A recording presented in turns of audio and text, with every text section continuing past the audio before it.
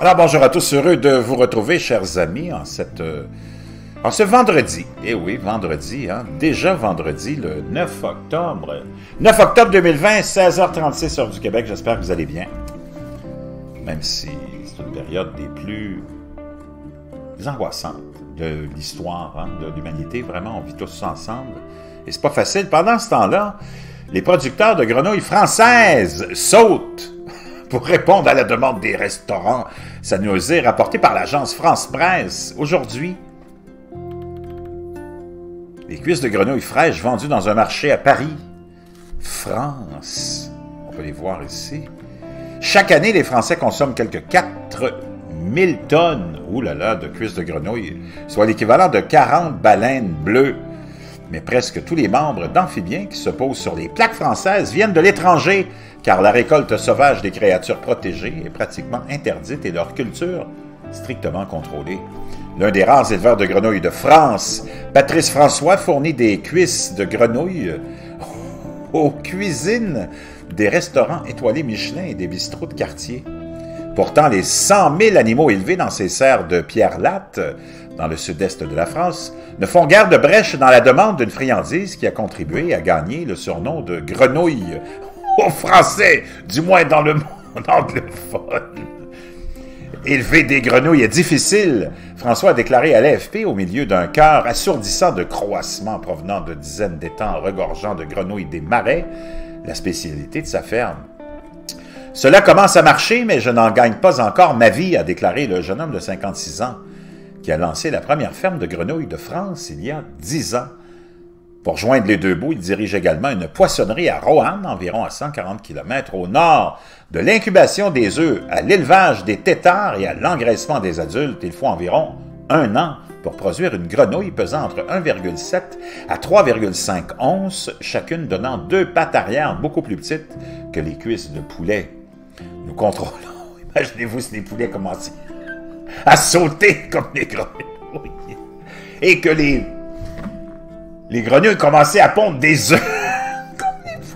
Nous contrôlons toute la chaîne de production de l'élevage à l'abattage, anesthésie par le froid, puis la boucherie et l'expédition, a déclaré François. Mais il y a de nombreux obstacles en cours de route pour que l'accouplement... J'ai encore l'image dans la tête des poules qui sautent et des grenouilles qui pondent des œufs. Pour que l'accouplement ait lieu, les conditions doivent être parfaites. La météo et même le cycle lunaire affectant l'humain, amoureuse des créatures.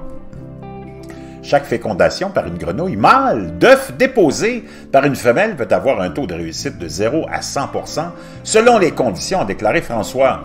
Pour 1 million d'œufs produits à la ferme, environ 100 000 ou 10% finissent par devenir des grenouilles.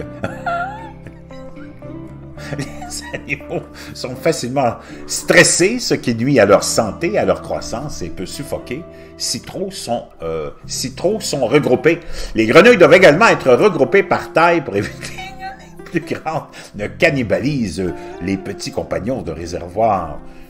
5 fermes en France produisent environ 10 tonnes de viande de grenouille par année. En moyenne, selon le ministère de l'Agriculture, une quantité qui pourrait atteindre 20 voire 50 tonnes dès cette année. Les grenouilles sont consommées en France depuis des siècles, en particulier dans l'est du pays, mais sont des espèces protégées depuis 2007 en raison d'une diminution rapide des effectifs.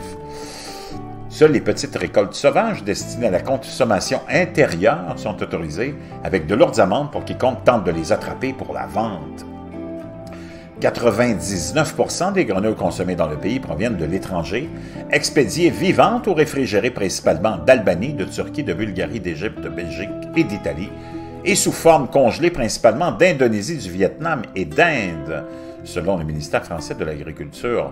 Les grenouilles sont également consommées dans d'autres pays européens comme la Belgique et dans le sud des États-Unis et dans certaines régions d'Asie. Moi, je vous avoue, quand j'étais jeune, je mangeais énormément quand on sortait dans les restos de cuisses de grenouilles. C'était la mode dans les années 70 ici. C'est une habitude qui s'est perdue. On n'en voit plus vraiment beaucoup. La consommation mondiale, selon une étude de 2010, était de 800 millions à 3,2 2 milliards de grenouilles, les États-Unis et l'Union européenne étant les plus gros importateurs et l'Indonésie et la Chine les principaux exportateurs. Les écologistes avertissent que de nombreuses espèces de grenouilles sont menacées d'extinction, en grande partie à cause de l'appétit humain. Dans la Turquie, exportateur clé, les espèces récoltées pourraient être éteintes d'ici 2032, selon une étude publiée cette année par Cambridge University Press.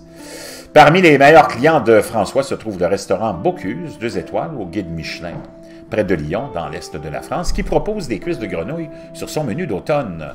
Le chef Gilles Reinhard a déclaré que le restaurant n'avait pas depuis longtemps d'autre choix que de compter sur les importations, mais rien ne vaut ces grenouilles françaises ultra fraîches, les clients les adorent, dit-il à l'AFP, la viande est beaucoup plus délicate, les grenouilles plus charnues et plus fermes, tout en étant encore tendre. Le restaurant reçoit 400 jambes ou 200 paires 2 fois par semaine de Patrice François. Nous les vendons tous, malgré le contexte de COVID et la pénurie de clients étrangers. Wow, vraiment très intéressant. Les cuisses de grenouille, les producteurs français sautent pour répondre à la demande. Je vous reviens.